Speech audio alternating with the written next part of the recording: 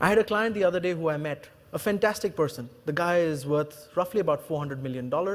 And he said, Sanjay, why do I need to buy life insurance? I don't have a problem with income.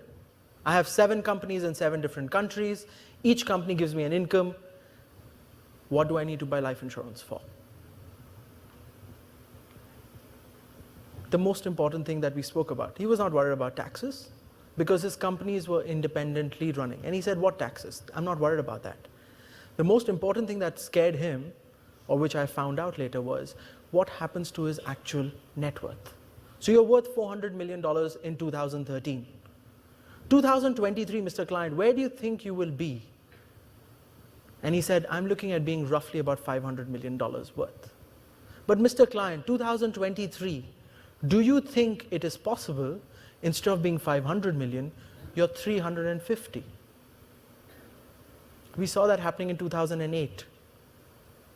We saw people's values diminish significantly during recessions. And that's when we realized that an estate works just like a portfolio. It moves up and down. Now, if you were driving a car on the highway and you go through a pothole, what protects you? Shock absorbers. Would you drive a car without shock absorbers? You wouldn't. That's the same thing with an estate. An estate also needs shock absorbers. And what do we use for shock absorbing? Life insurance.